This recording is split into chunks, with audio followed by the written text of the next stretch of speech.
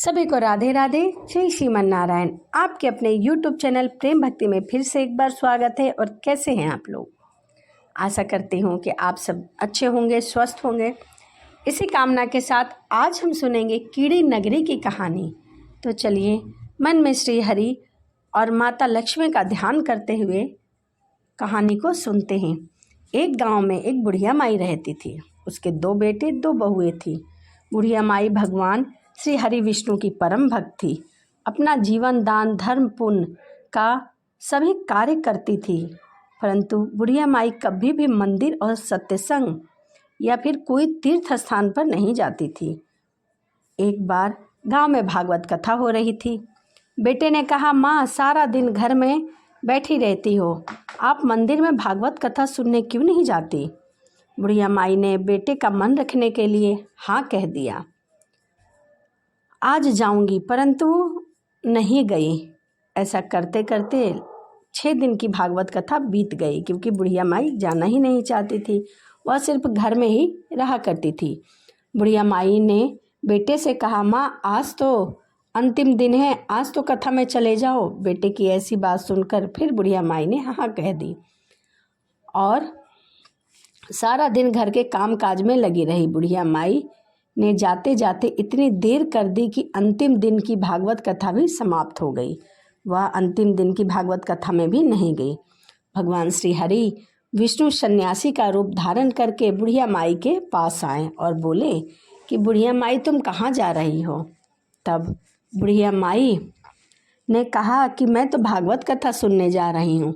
तब सन्यासी रूप धारी भगवान श्री हरि विष्णु ने कहा, अब इतनी देर से क्यों जा रही हो? वहाँ की तो भागवत कथा समाप्त हो गई है, अब कोई कथा नहीं हो रही, वहाँ जाकर क्या करोगी? तब बुढ़िया माई ने कहा, अब घर से निकली हूँ तो वहाँ जाकर ही आऊँगी। तब सन्यासी रूपधारी भगवान विष्णु ने कहा कि अब कथा समाप्त हो गई है, भक्त लोग भी अपने अपने घर चले गए हैं, प्रसाद भी समाप्त हो गया है, तुम वहाँ क्यों जा रही हो और क्या लाओगी? तब बुढ़िया माई बोली कि कुछ नहीं बेटा, मैं वहाँ से एक ईंट उठा लाऊंगी। तो सन्यासी रूपधारी भगवान श्री हरि विष्णु बोले, तुम वहाँ से मिट्टी का ईंट लाओगी, उसके बदले में मैं तुम्हें एक सोने का ईंट देता हूँ। बुढ़िया माई ने ईंट ले ली और घर की तरफ वापस चली गई और विचार करने लगी कि यदि यह ईंट को घर लेकर जाऊंगी तो बेटे बहू झगड़ेंगे।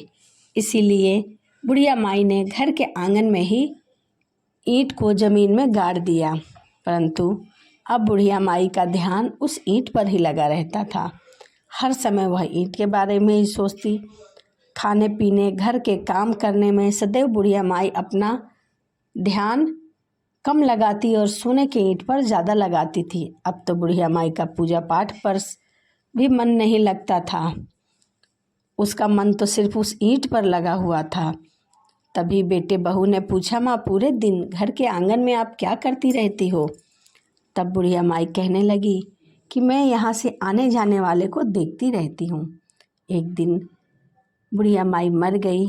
यमराज के दूत आए और बुढ़िया माई को ले गए। बुढ़िया माई को लेकर धर्मराज जी के पास जा पहुँचे। धर्मराज जी ने सारी बात बतलाई। धर्मराज जी ने बुढ़िया माई को कुतिया की योनि में जन्म दिया। कुतिया उसी पेड़ के नीचे बैठी रहती और बुढ़िया माई की बहू ने कहा कि इस कुतिया को यहाँ से भगाओ, नहीं तो यह बच्चों को काट लेगी। तो उसके बेटे ने उसे पीट कर लकड़ी से मार मार कर वहाँ से भगा दिया। बुढ़िया माई मर गई और सर्प की योनि मिली। आंगन में सर्प को देखकर बेटे बहू ने किसी को काट लेगी, किसी को डस देगा।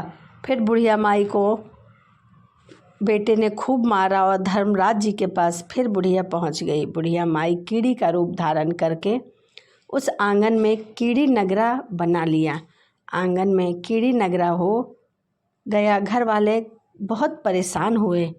घर वाले भोजन भी नहीं बना सकते थे। जहाँ देखे वहाँ चींटियाँ ही चींटी दिखती थी। मन ही मन स्मरण करने लगे तब भगवान श्री विष्णु सन्यासी का रूप धारण करके आए और बोले कि कुछ खाने को दे दो। तब घर वालों ने कहा, महाराज हमारे खाने को भी कुछ नहीं है, ना ही कुछ बनाया है, क्योंकि हमारे घर में कीड़ी नगरा हो गया है।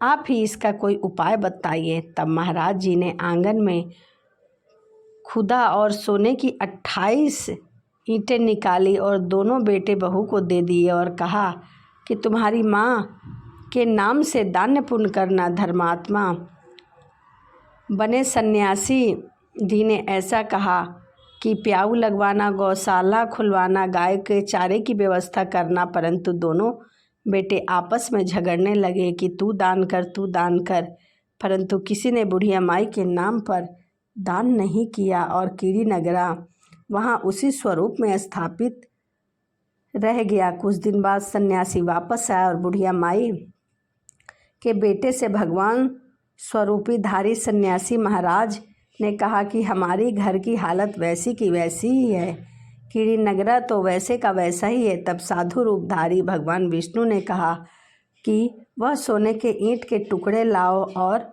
उन्हें बेचकर उनसे जो भी धन मिले उसे तुम्हारी माँ के नाम से दान पुण्य करो। इस पर कीड़ी नगरा पर शक्कर और आटा डालो। तुम ऐसा करोगे तो तुम्हारी माँ को मोक्ष की प्राप्ति होगी और तुम्हारे घर से कीड़ी नगरा भी चला जाएगा।